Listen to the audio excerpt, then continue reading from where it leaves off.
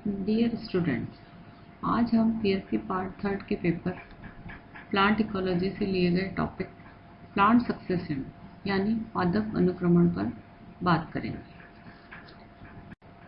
Plant succession को कई तरह से परिभाषित किया गया है। एक प्रकार के पादप समुदाय का दूसरे पादप समुदाय द्वारा विस्थापन प्लांट सक्सेशन कहलाता है, जबकि ओडम के अनुसार प्लांट सक्सेशन किसी इकाई क्षेत्र में समुदाय परिवर्तन की एक क्रमागत प्रक्रिया है।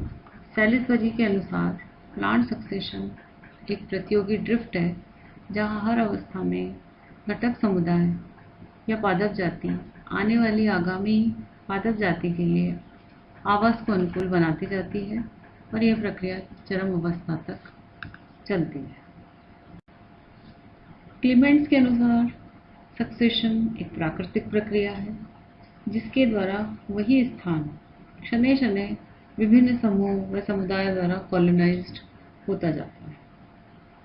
इस प्रकार सक्सेशन एक जटिल प्रक्रम है, जो कि प्रारंभ होता है, विकसित होता है और अंत में चरम अवस्था यानी क्लाइमेक्स स्टेज तक पहुंचकर स्थायित्व प्राप्त कर लेता है। सक्सेशन के क्या क्या कारण हैं? इन कारणों को हम 3 श्रेणियों में बांट सकते हैं। पहला, क्लाइमेटिक या जलवायुवीय कारण।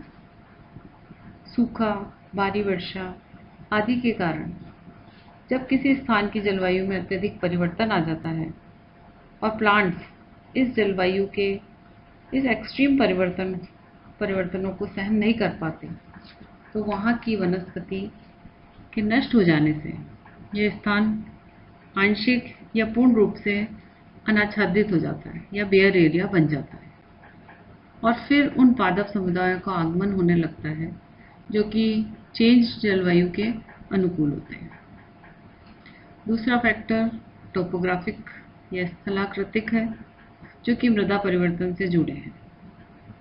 जल बहाव, हवा, नदी, समुद्र या वर्षा के द्वारा भूमि की ऊपरी परत बहकर हट जाती है, यानी अपर्दन हो जाता है, और इस सॉइल इरोजन से वहाँ की वनस्पति नष्ट होकर उस स्थान को एक बेयर एरिया में बदल देती है और इस स्थान पर नए प्रकार के फिर पादप समुदाय विकसित होने लगते हैं।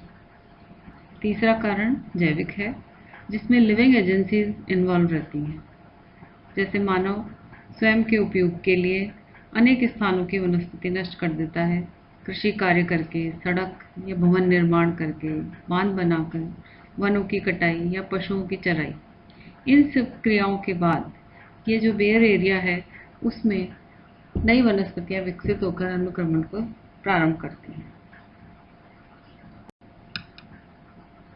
विशेष आवास स्थान पर होने वाले जो पादप अनुक्रमण है, उनको सीयर कहते हैं, और इसकी विभिन्न अवस्थाएं सीरल स्टेजेस कहलाती हैं। इन सीरल अवस्थाओं में मिलने वाले पादप समुदाय सीरल कम्युनिटीज कहलाती हैं। क्लाइमेक्स कम्युनिटी, जब सक्सेशन धीरे धीरे प्रोग्रेस करता हुआ चरम समुदाय में परिणत हो जाता है और इसमें नवीन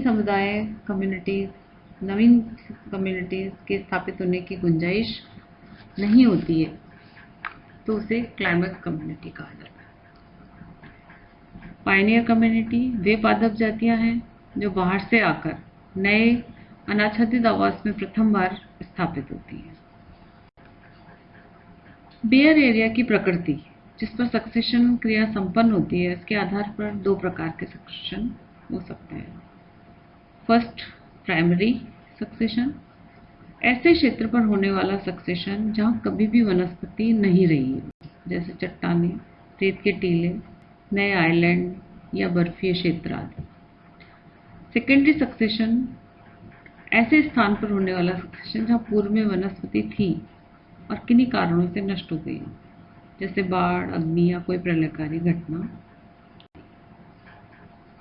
आवास के आधार पर सक्सेशन को कई प्रकार से बांटा जा सकता है। हाइड्रोस्फीयर जब अनुक्रमण जलीय वातावरण में हो, और जब अनुक्रमण लवणीय जल में प्रारंभ हो तो हेलोसियर कहलाता है। और शुष्क आवासों में होने वाले अनुक्रमण को जीरोसियर कहते हैं। और इन्हीं शुष्क आवासों में जब रेतीले टीलों पर सक्सेशन होता है तो सेमोसियर, और चट्टानों पर हो तो लिथोसियर कहलाता है। सिरूल सूक्ष्म जीवों के अनुक्रमण को कहते हैं, जो कि प्राय अवघटित पदार्थों पर होता है, जैसे बैक्टीरिया व फंजाई का लकड़ी के लट्ठों पर उगना या नष्ट होती हुई बार्क पर। सक्सेशन का प्रोसेस किसी भी बैरन स्थल पर कई स्टेप्स में संपन्न होता है। फर्स्ट, न्यूडेशन या अनाच्छादन, जब प्राकृतिक या मानवीय क्रियाओं द्वारा किसी भी स्थल को वनस्पति विहीन कर दिया जाए तो वह कहलाता है न्यूडेशन। सेकेंड स्टेज, इन्वेजन, जब बेरन एरियाज में बीज, बीजाणु या अन्य प्रोपेग्यूल्स कई एजेंटों द्वारा, हवा, पानी आदि द्वारा इन स्थानों पर स्थापित हो जाते हैं। जो सबसे पहले आता है उन्हें पायनियर या पुरोगामी कहा जाता है। अपने पेरेंट स्थान से इन नए स्थानों पर आना माइग्रेशन कहलाता है। और इस स्थान पर प्रवास के बाद जब प्लांट स्पीशीज नए क्षेत्र में स्थापन प्रक्रम को इक्केसिस कहते हैं। इस इक्केसिस के पश्चात पादप जातियां कॉलोनाइज होती हैं और धीरे धीरे एग्रीगेशन या समुच्चयन होने लगता है। तीसरे चरण में पौधों में प्रकाश, स्थान, आर्द्रता आदि के लिए अंतराजातीय या अंतरजातीय स्पर्धा प्रारंभ हो जाती है।